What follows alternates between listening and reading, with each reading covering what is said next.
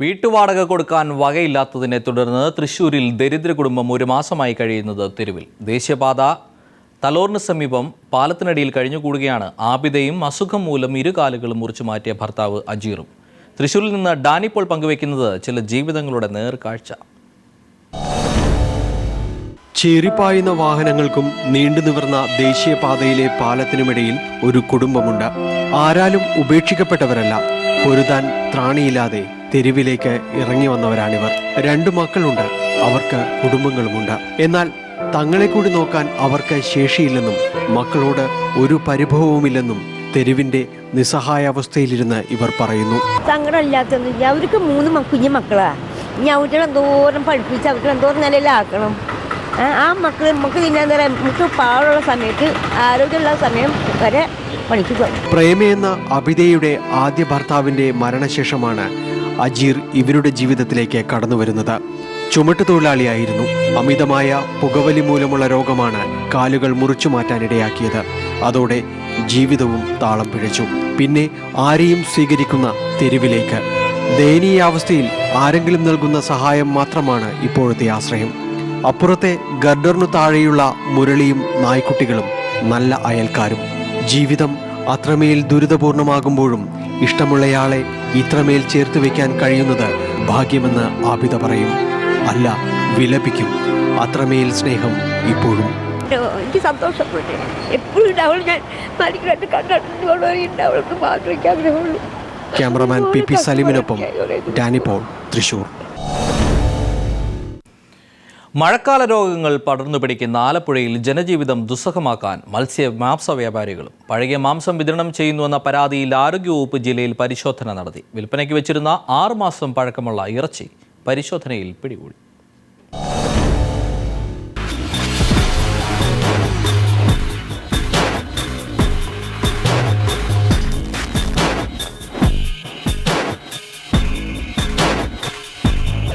ജില്ലാ മെഡിക്കൽ ഓഫീസറുടെ നേതൃത്വത്തിലുള്ള പ്രത്യേക സ്ക്വാഡ് നടത്തിയ പരിശോധനയിലാണ് നഗരത്തിലെ വിവിധ ഹോട്ടലുകളിൽ നിന്നും പഴകിയ ഭക്ഷണ പദാർത്ഥങ്ങൾ പിടികൂടിയത്.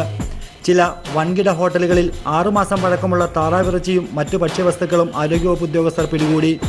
ജില്ലയിൽ പകർച്ചപ്പനിയും വയറിളക്കവും പടർന്നു പിടിക്കുന്ന സാഹചര്യത്തിലാണ് ഹോട്ടലുകളിൽ പരിശോധന നടത്താൻ ആരോഗ്യവകുപ്പ് തീരുമാനിച്ചത്. അപ്പോൾ അതിൽ പരിശോധന തുടങ്ങിയിട്ടേ ഉള്ളൂ. തുടങ്ങിയ സ്ഥലത്ത് തന്നെ വളരെ കുഴപ്പം പിടിച്ച സംഗതികളാണ് കാണാൻ കഴിഞ്ഞിട്ടുള്ളത്. അതുകൊണ്ട് 6 മാസത്തിലധികം പഴക്കമുള്ള ഇറച്ചിയും മീനുമൊക്കെയാണ് നമ്മളിവിടെ പിടിച്ചിട്ടുള്ളത്. നഗരത്തിലെ പല ഹോട്ടലുകളിലെയും ഭക്ഷണശാലകൾ വൃത്തിഹീനമായ സാഹചര്യത്തിലാണ് പ്രവർത്തിക്കുന്നതെന്നും ആരോഗ്യവകുപ്പ് കണ്ടെത്തി. പഴകിയ ഇറച്ചിയും മറ്റും സൂക്ഷിച്ച വൻകിട ഹോട്ടലുകൾ അടച്ചുപൂട്ടുന്നതിനും ആരോഗ്യവകുപ്പ് നിർദ്ദേശം നൽകി. വരും ദിവസങ്ങളിലും ഇത്തരത്തിലുള്ള പരിശോധനകൾ ഉണ്ടാവുമെന്നും ആരോഗ്യവകുപ്പ് ഉദ്യോഗസ്ഥർ പറഞ്ഞു. News bureau, Alappuzha. Brown sugar അടക്കം മയക്കുമരുന്നുകൾ വിതരണം ചെയ്യുന്ന സംഘത്തിലെ പ്രധാന കണ്ണി കൊച്ചി പോലീസിന്റെ പിടിയിലായി. നിരവധി ആംബ്യൂളുകളും കഞ്ചാവും പോലീസ് ഇയാളിൽ നിന്ന് പിടിച്ചെടുത്തു. കൊലപാതക കേസിൽ അടക്കം പ്രതിയാണ് പിടിയിലായ വിനോദ്.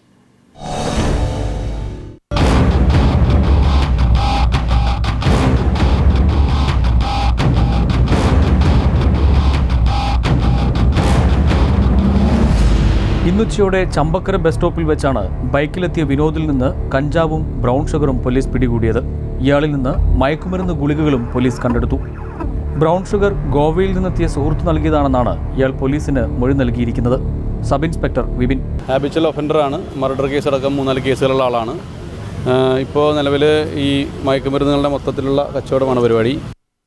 അതുപോലെ തന്നെ നൈട്രോസൺ ഗുളിക, ആംബ്യൂള്, പിന്നെ മറ്റ് ആംബ്യൂൾ ഉപയോഗിക്കാനുള്ള സിറിഞ്ച്, ഇത്രയും സാധനമായിട്ട് ഇയാളെ പിടിച്ചത്. ഉള്ള പേര് വിനോദ് എന്നാണ്.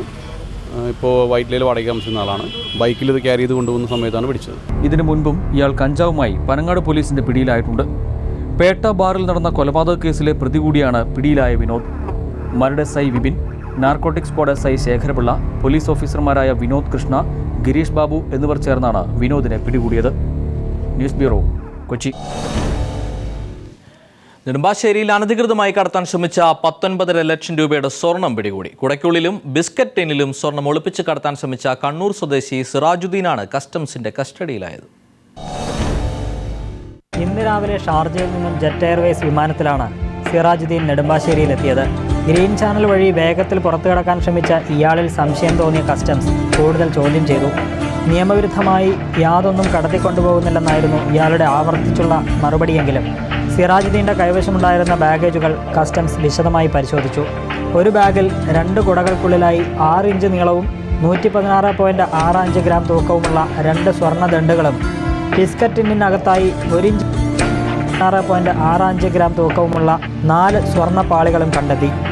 അലുമിനിയം ഫോയിൽ കൊണ്ട് മറച്ച രീതിയിലായിരുന്നു ബിസ്ക്കറ്റ് ടിൻ. മൊത്തം 699.5 ഗ്രാം തൂക്കം വരുന്ന 19.57 ലക്ഷം രൂപയുടെ സ്വർണ്ണമാണ് കസ്റ്റംസ് എയർ ഇൻ്റലിജൻസ് വിഭാഗം പിടികൂടിയത്. നെടുമ്പാശ്ശേരി വിമാനത്താവളത്തിൽ ആദ്യമായാണ് കുടയ്ക്കകത്തും ബിസ്ക്കറ്റ് ടിന്നിനകത്തും ഒളിപ്പിച്ച് കടത്താൻ ശ്രമിച്ച സ്വർണം പിടികൂടുന്നത്. കസ്റ്റംസ് ഡെപ്യൂട്ടി കമ്മീഷണർ SAS നവാസിൻ്റെ നേതൃത്വത്തിലുള്ള സംഘമാണ് സ്വർണം പിടികൂടിയത്. News bureau, Kochi. ജാർഖണ്ഡിൽ നിന്നുള്ള കുട്ടികളെ കൊല്ലത്ത് അനധികൃതമായി പാർപ്പിച്ച സംഭവത്തിൽ കൂടുതൽ വിവരങ്ങൾ ശേഖരിക്കാൻ പ്രത്യേക അന്വേഷണ സംഘം ജാർഖണ്ഡിലേക്ക്. കൊട്ടിയം SIയുടെ നേതൃത്വത്തിലുള്ള സംഘമാണ് ജാർഖണ്ഡിലേക്ക് പോകുന്നത്. അതേസമയം പ്രത്യേക റെയിൽവേ കോച്ച് ലഭിച്ചാലുടൻ കുട്ടികളെ നാട്ടിലേക്ക് തിരികെ അയക്കും.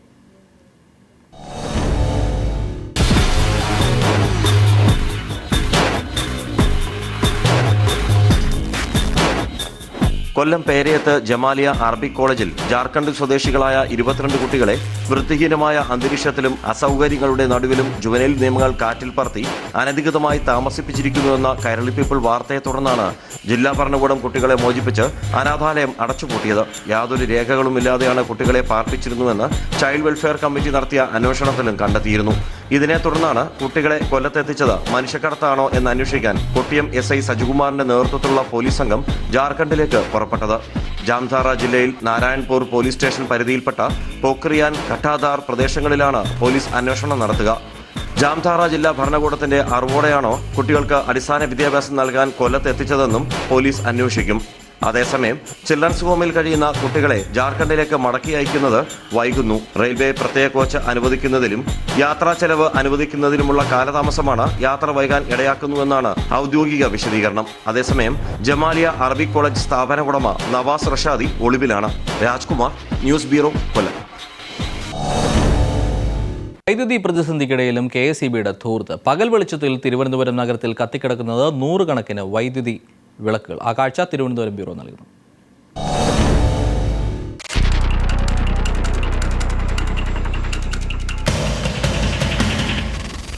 തിരുവനന്തപുരം നഗരത്തിലെയും പ്രാന്തപ്രദേശങ്ങളിലെയും തെരുവിളക്കുകളാണ് നട്ടുച്ചയ്ക്കും പ്രകാശിക്കുന്നത്. ജനറൽ ആശുപത്രി മുതൽ എയർപോർട്ട് വരെ 100 കണക്കിന് തെരുവിളക്കുകളാണ് ഇത്തരത്തിൽ പ്രവർത്തിക്കുന്നത്. വൈദ്യുതി ഏറെ ആവശ്യമുള്ള സോഡിയം വേപ്പർ ലാമ്പുകളാണ് ഇതിൽ മിക്കവയും. ഇന്നലെ വൈകിട്ട് 6 മണിയോടെയാണ് ഇത് ഓണാക്കിയത്. KSEBയുടെ അനാസ്ഥ അതാത് തദ്ദേശ സ്ഥാപനങ്ങൾക്കും വലിയ ബാധ്യതയാണ് ഉണ്ടാക്കുക. തെരുവിളക്കുകളുടെ സർവീസും മെയിൻ്റനൻസും KSEBയുടെ ചുമതലയാണെങ്കിലും ഇവയുടെ വൈദ്യുതി ചാർജ് അടയ്ക്കേണ്ടത് അതാത് നഗരസഭകളാണ്. സംസ്ഥാനം കടുത്ത വൈദ്യുതിക്ഷാമം നേരിടുമ്പോഴാണ് KSEBയുടെ പട്ടാപ്പകലുള്ള ഈ ധൂർത്ത്. വൈദ്യുതി പ്രതിസന്ധി പരിഹരിക്കുന്നതിനായി രാത്രി 30 മുതൽ 45 മിനിറ്റ് വരെ ലോഡ് ഷെഡിംഗ് KSEB ഏർപ്പെടുത്തിയിട്ടുണ്ട്. ഇക്കുറി കാലവർഷം ചതിക്കുമെന്ന് ഉറപ്പായതോടെ സംസ്ഥാനം കൂടുതൽ പ്രതിസന്ധിയിലേക്ക് നീങ്ങുകയാണ്. കൂടാതെ ഊർജ്ജ സംരക്ഷണ ബോധവൽക്കരണത്തിനും പ്രചരണത്തിനും കോടിക്കണക്കിന് രൂപയാണ് വർഷാവർഷം KSEB ചെലവഴിക്കുന്നത്. നികേഷ്, തിരുവനന്തപുരം. കുതിരവട്ടം മാനസികാരോഗ്യ കേന്ദ്രത്തിൽ അസുഖം ഭേദമായിട്ടും കഴിയുന്ന 20 പേരെ ഓർഫനേജ് കൺട്രോൾ ബോർഡ് ഏറ്റെടുക്കും. ഇവരെ സംരക്ഷണ കേന്ദ്രത്തിലേക്ക് മാറ്റും. ഓർഫനേജ് കൺട്രോൾ ബോർഡ് അംഗം വിനീത പീപ്പിളിനെ അറിയിച്ചതാണിത്. കുതിരവട്ടം മാനസികാരോഗ്യ കേന്ദ്രത്തിൽ 175ഓളം അന്തേവാസികൾ അസുഖം മാറിയിട്ടും തുടരുന്നു എന്ന വാർത്ത കഴിഞ്ഞ ദിവസം പീപ്പിൾ TV പുറത്തുവിട്ടിരുന്നു. വാർത്തയെ തുടർന്ന് ഓർഫനേജ് ബോർഡ് അധികൃതർ മാനസികാരോഗ്യ കേന്ദ്രത്തിലെത്തി ആശുപത്രി സൂപ്രണ്ടുമായി കൂടിക്കാഴ്ച നടത്തി. രോഗം ഭേദമായ 20ഓളം അന്തേവാസികളെ ഏറ്റെടുക്കുമെന്ന് ഓർഫനേജ് ബോർഡ് അംഗം സിസ്റ്റർ വിനീത അറിയിച്ചു.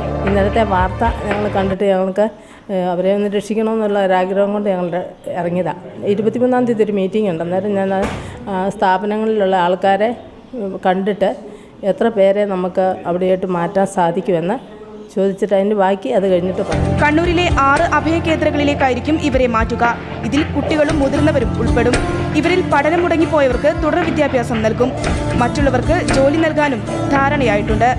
ഏതെല്ലാം അഭയകേന്ദ്രങ്ങളിലേക്ക് എത്ര പേരെ മാറ്റുമെന്നതിനെക്കുറിച്ച് 23-ന് അഭയകേന്ദ്രങ്ങളിലെ അധികൃതരുമായി ഓർഫനേജ് കൺട്രോൾ ബോർഡ് അധികൃതർ നടത്തുന്ന ചർച്ചയിൽ ധാരണയാകും. ഷമീമ സലാം, ന്യൂസ് ബ്യൂറോ, കോഴിക്കോട്. കുതിർവട്ടം മാനസികാരോഗ്യ കേന്ദ്രത്തിൽ അന്തേവാസികൾക്കിടയിൽ ചില കലാപ്രതിഭകളുണ്ട്. രോഗം മാറിയിട്ടും ഉറ്റവരാരും ഏറ്റെടുക്കാതെ സെല്ലുകളിൽ കഴിയുന്ന ഇവർ വേദനകൾ മറക്കുന്നത് ഈ കലാപ്രകടനങ്ങളിലൂടെയാണ്. കോഴിക്കോട് നിന്ന് ഷമീമ സലാം നൽകുന്ന സന്തോഷകരമായ ഒരു വാർത്തയും കൂടി പങ്കുവെച്ചുകൊണ്ട് ക്രൈംബ്രാഞ്ച് പൂർണ്ണമാവുകയാണ്. നമസ്കാരം. കുതിരവട്ടം മാനസികാരോഗ്യ കേന്ദ്രത്തിലെ അന്തേവാസികളുടെ ദുരിത ജീവിതത്തിലൂടെയുള്ള യാത്രക്കിടെയാണ് ഞങ്ങൾ ആദിലിനെയും പ്രദീപിനെയും കണ്ടുമുട്ടിയത്. സെല്ലുകളിൽ ശ്വാസമുട്ടി ജീവിതം തള്ളി നീക്കുന്ന ഈ പാവങ്ങളിൽ പ്രതിഭയുടെ മിന്നലാട്ടമാണ് ഞങ്ങൾ കണ്ടത്. ജന്മനാ ബധിരനും മൂകനുമായ പ്രദീപ് പക്ഷേ മികച്ച നർത്തകനാണ്. പ്രദീപ് അരങ്ങിലെത്തുമ്പോൾ പ്രൊഫഷണൽ നർത്തകർ പോലും അതിശയിച്ചു പോകും.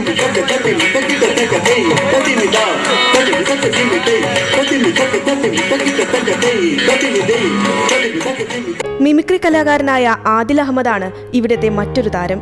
9ാം ക്ലാസ്സിൽ പഠനം നിർത്തിയ ഈ കലാകാരൻ നേരത്തെ കലോത്സവ വേദികളിലെ സ്ഥിരം സാന്നിധ്യമായിരുന്നു. ഇടയ്ക്ക് മാനസികമായി തളർന്നെങ്കിലും ആദിൽ തന്റെ കലാമികവൊന്നും മറന്നില്ല. ഇരുട്ട് വീണ ജീവിത വഴിയിൽ വെളിച്ചം വീശി ആദിൽ വീണ്ടും ആളുകളെ ചിരിപ്പിച്ചു തുടങ്ങി. Platform number 4 Kannauj Mangalore Trivandrum express आने की संभावना है. कापे पलमरी. ഒരുപാട് ആഗ്രഹങ്ങളും പ്രതീക്ഷകളുമായി ഇവർ ഇവിടെ കഴിച്ചുകൂട്ടുമ്പോൾ പൂർണ്ണ പിന്തുണയുമായി ആശുപത്രി അധികൃതരും ഇവർക്കൊപ്പമുണ്ട്. ആശുപത്രിയിലെ അന്തേവാസികൾക്ക് വിനോദത്തിനും മാനസിക ഉല്ലാസത്തിനുമായി അധികൃതർ മാസം തോറും ഇവിടെ സംഗീത പരിപാടികൾ സംഘടിപ്പിക്കാറുമുണ്ട്.